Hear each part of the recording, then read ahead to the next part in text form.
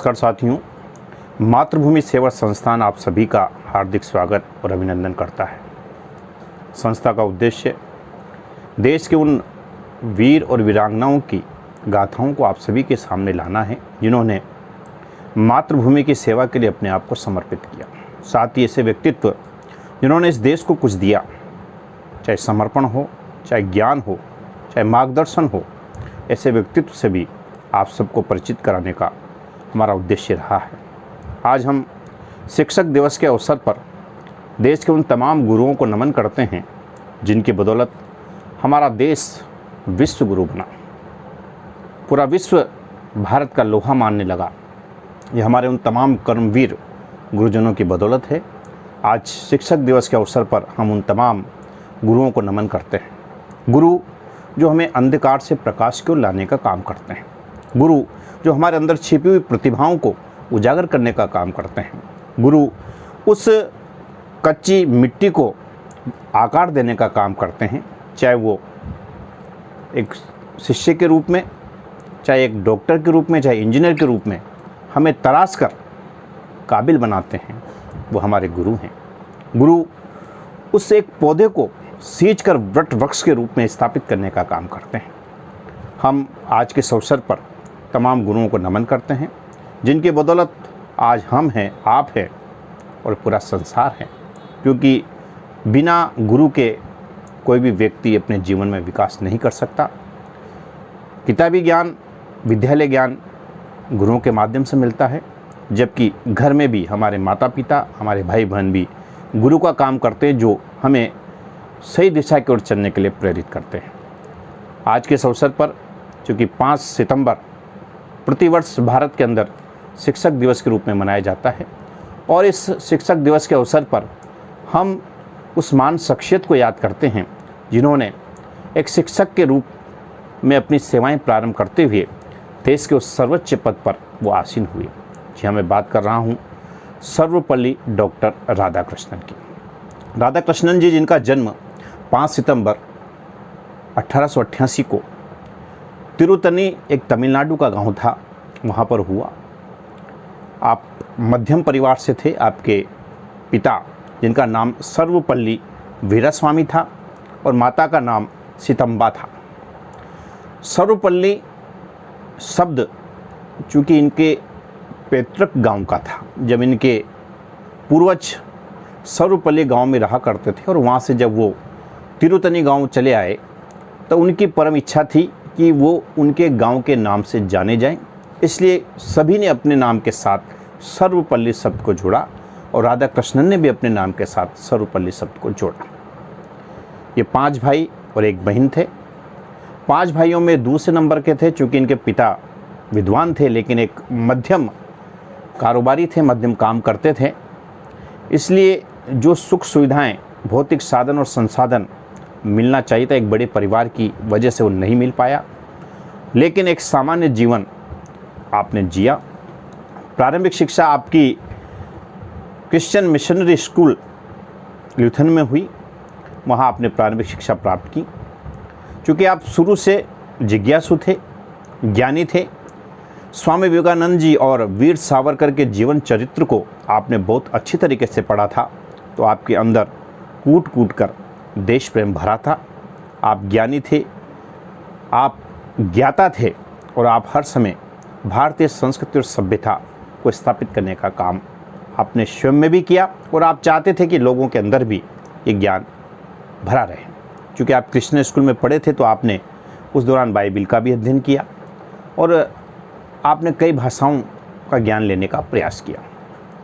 प्रारंभिक शिक्षा तिरुतनी ल्यूथन में करने के पश्चात आप बेल्लोर चले गए, जहां आपने आगे की शिक्षा प्राप्त की और इसके पश्चात आप क्रिश्चियन कॉलेज मद्रास चले गए, जहां आपने स्नातकोत्तर की शिक्षा प्राप्त करने के साथ साथ आगे की पढ़ाई जारी रखी और आपने स्नातकोत्तर किया, एमए किया दर्शन शास्त्र में और आपकी काबिलियत को देखते हुए आपको मद्रास के कॉलेज में ही सहायक प्राध्यापक के पद पर नियुक्त कर लिया गया। इसके पूर्व 16 वर्ष की उम्र में ही आपका विवाह शिवा कामू नाम की जो महिला थी उसके साथ हुआ और आपने अपना अध्ययन जारी रखा। आपकी काबिलियत को लोगों ने परखा और आपने उस काबिलियत के बल पर अपने आप को स्थापित किया। आपने उच्च शिक्षा में बेहतरीन मुकाम हासिल किए, कई जगह आपने अध्ययन किया, अध्ययन करवाया। आप बनारस हिंदू विश्वविद्यालय के कुलपति भी रहे। आपकी काबिलियत को देखते हुए संविधान निर्मात्री जो निर्माण करने वाली जो समिति थी उसमें आपको स्थान मिला और आपने उसमें भरपूर सहयोग किया। जब देश आज़ाद हुआ तो आपकी उस योग्यता को परखते हुए देखते हुए तत्कालीन प्रधानमंत्री जवाहरलाल नेहरू ने आपको राजनयिक के रूप में सोवियत संघ में आपको भेजा, जहां आपने देश का प्रतिनिधित्व किया। 1954 में देश के प्रथम राष्ट्रपति डॉक्टर राजेंद्र प्रसाद जी ने आपको भारत रत्न की उपाधि से सम्मानित किया, जो तीसरे नंबर का सम्मान था। यानी आपके पूर्व 2 व्यक्तियों को भारत रत्न मिल चुका था और तीसरे नंबर पर भारत रत्न की उपाधि से आपको अलंकृत किया गया। आपको देश के उपराष्ट्रपति के रूप में भी चुना गया और आपने लगभग 10 वर्ष तक देश के उपराष्ट्रपति के रूप में अपनी सेवाएं दी। जब देश के प्रथम राष्ट्रपति डॉक्टर राजेंद्र प्रसाद जी का कार्यकाल समाप्त हुआ तो आपको देश का दूसरा राष्ट्रपति 13 मई 1962 को चुना गया और आप 13 मई 1967 तक इस पद पर रहे और आपने बेहतरीन अपना कार्यकाल निभाया। अपनी काबिलियत के बल पर, अपनी योग्यता के बल पर आपने देश की संसद को कई बार अच्छे विचारों से अवगत कराया और जिसका प्रतिफल पूरे देश को मिला। राष्ट्रपति पद से जब आपका कार्यकाल समाप्त हुआ तो इसके पश्चात आप अपने गांव तमिलनाडु चले गए, मद्रास चले गए और वहां पर आपने अपना जीवन जिया, लोगों का मार्गदर्शन किया।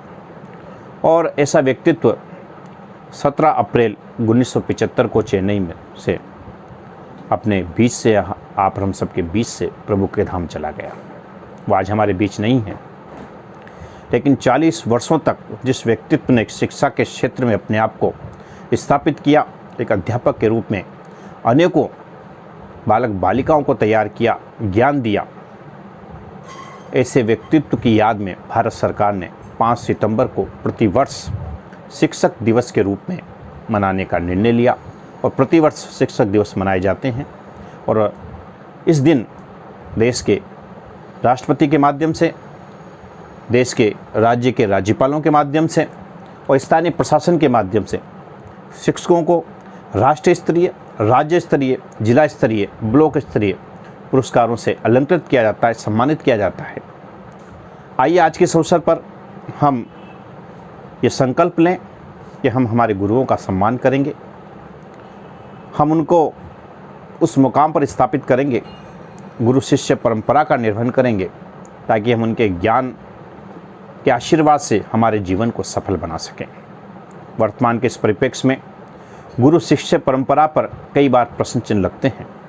हम आज के इस अवसर पर उन गुरुओं से भी आशा और अपेक्षा करेंगे कि आप भी अपने अंदर उस गुरुत्व को स्थापित करें जो कभी आदिकाल में हमारे गुरुओं में रहा, चाहे वो गुरु वशिष्ठ हो, चाहे गुरु संदीपनी हो, चाहे चाणक्य हो, जिन्होंने प्रभु राम को, प्रभु कृष्ण को ज्ञान देकर आज इस पूरे विश्व की आंखों पर बिठाया, जिनके ज्ञान से हमारे महापुरुषों ने ज्ञान लिया और महापुरुष देश के भाग्य विधाता बने, चाहे वो स्वतंत्रता सेनानी बने हों, चाहे राजनेता बन देश की सेवा की हो।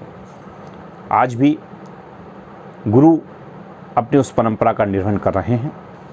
मैं इस अवसर पर तमाम शिष्यों से भी निवेदन करूंगा कि वो अपने गुरुओं का सम्मान करें और तमाम गुरुओं से भी निवेदन करूंगा कि आप भी अपने अंदर उस गुरु शिष्य परंपरा का निर्वहन करते हुए हमारे अपने शिष्यों को अच्छे ज्ञान से लाभान्वित करें। पुनः मातृभूमि सेवा संस्थान के माध्यम से मैं आप सभी का तहे दिल से अभिनंदन करता हूं, सत्कार करता हूं और आपसे निवेदन करता हूं कि मातृभूमि सेवा संस्थान का जो उद्देश्य है, समय समय पर ऐसे वीर और वीरांगनाओं की गाथाओं से आप सबको जोड़ना है, हमारी युवा पीढ़ी को जोड़ना है जो हमारी सभ्यता और संस्कृति से विमुख होते जा रहे हैं। हमारी कला से रूबरू करवाना है, हमारी सभ्यता से रूबरू करवाना है, हमारी संस्कृति से रूबरू करवाना है। अतः आप सबसे निवेदन, मातृभूमि सेवा संस्थान जो एक रजिस्टर्ड संस्थान है, आप उस संस्थान से जुड़ें और आपके अंदर भी जो भी योग्यता हो, जो भी काबिलियत हो, उसके माध्यम से देश सेवा का संकल्प लें।